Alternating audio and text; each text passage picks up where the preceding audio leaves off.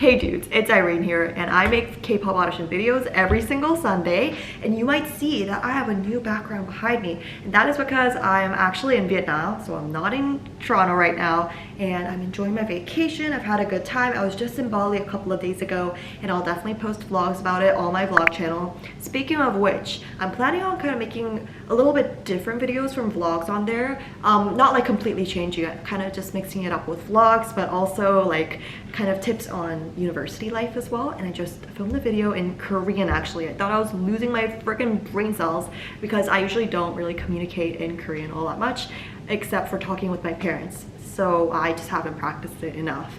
But anyway, new year, new me, new year, new us, you guys. It's 2025, happy new year, and I wanted to make a video about setting goals for 2025, specifically about K-pop auditions, because obviously this is the K-pop audition channel. Alright, before we get started with the 2025 goal setting, I want to talk about 2024. Did you guys set goals for that year? And if so, you know, how was your progress for it? Did you actually work on your singing, dancing, language skills, whatever that might be? Did you apply for any auditions? And if so, how did they go?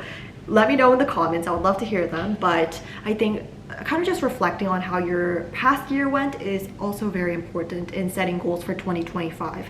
So seeing what went wrong, seeing what you procrastinated for a really long time and never actually got done, I think those things are really, really important, especially when you are kind of developing like a fresh new mindset about goal setting. So really just look back and see what's worked in the past and what hasn't worked in the past in, let's say, applying for these auditions, developing kind of like a routine, which I'll talk about later on in the video, and how that's went for you, and also just like you're practicing as well when it comes to singing and dancing. How has that worked? How has that not worked out for you? You can really identify like patterns and strengths and areas for improvement, I think, when you're watching back on your videos. So I highly recommend that you go back on your 2024 videos, despite it being a little bit cringe. I don't know, maybe you look at yourself and you're like, wow, this is like the best video I've ever filmed.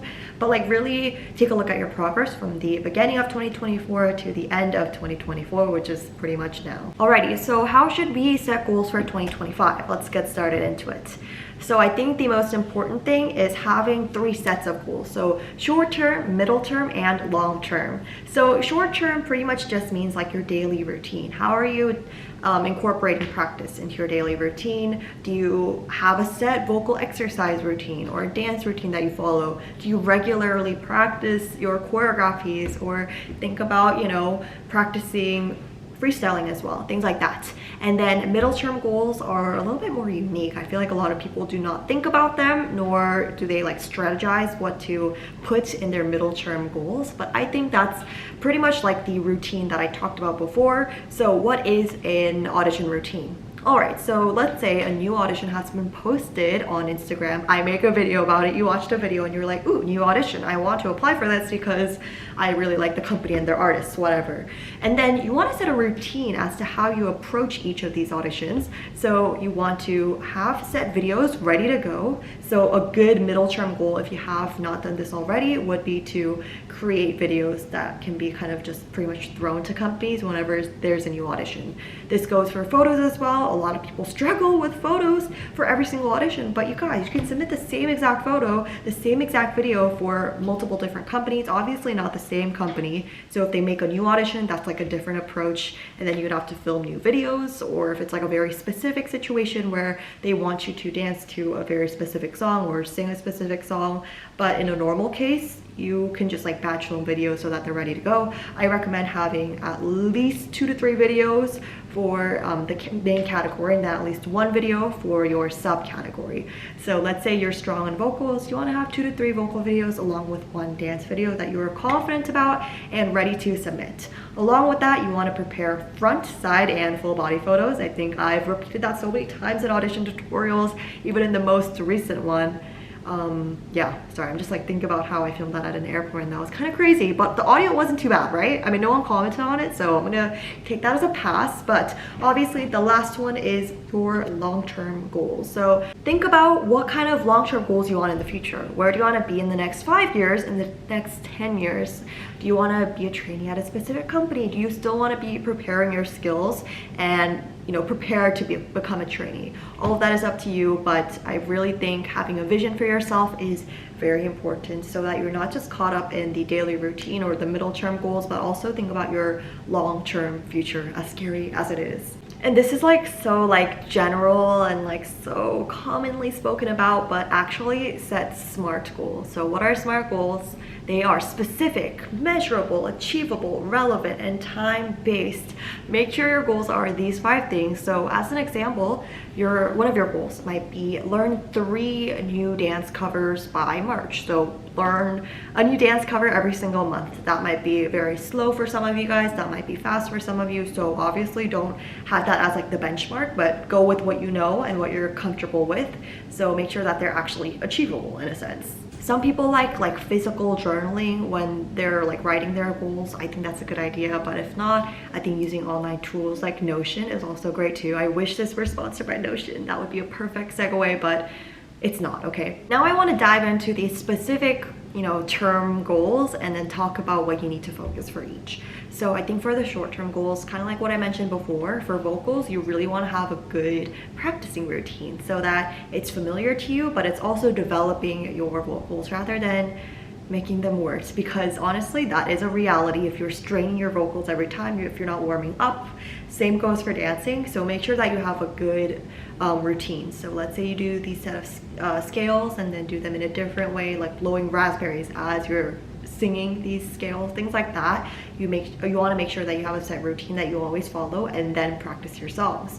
Similarly for dancing, I always recommend doing like a small little warm-up, one that you would do for any like small workout, but also develop kind of like basic dancing moves into these warm-ups. So what I used to do was like practice body waves, body rolls, and other basic dancing skills that you need in a lot of different choreographies. So it might just kind of look like a repeat of a bunch of different choreography moves that you see, and obviously end it off with a plank, because that can really develop your core and be very beneficial while you're dancing, but also singing, because your core also has to do with your singing as well. If you are learning a language, if you are learning Korean, I think that is also something that you could definitely set short-term goals for, but also middle-term goals to make sure you are setting your progress and seeing how you're developing every single day.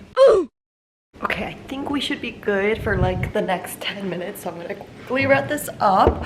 But as I was saying, I think something that's very important that a lot of people don't talk about when setting goals is, I guess, really just developing like a sense of momentum so that you do not burn out and crash out, because that's also very important. So how do you stay motivated and how do you stay healthy is one of the most common questions that I get when it comes to auditions. And I think the first thing is you really have to just manage rejection in a positive way. I think what I used to say was, okay, I mean, if it happened, that was meant to happen. But honestly, that's really a hard mindset to develop, and sometimes I struggle with that as well. So I think what I just recommend these days is, once you've applied to an audition, literally just forget about it. Make sure it leaves your mind so that you're not constantly reminded of like your failure. Literally don't think about it after you submitted your audition, because it's not going to help you out at all. It's like a test. After you finished a test, you're not going to be thinking about it all the time unless you want that to eat you up. So definitely do not do that. Make sure you find a schedule that works for you so that you can balance your practice, but also with school or work or whatever your other priorities are, so that, let's say in the morning and in the afternoon you go to school, and then afterwards you focus on practicing and other things. Make sure you have a set routine and a set schedule that you can follow, but also make sure that schedule is very realistic for yourself. I really wish I could like set schedules for each of you, but unfortunately I do not know your priorities. I do not know what works best for each of you, and I think you know that yourself the best. It's really hard to just like sit down and develop a schedule. I mean, even just for study, I'm sure you can imagine that it's not easy.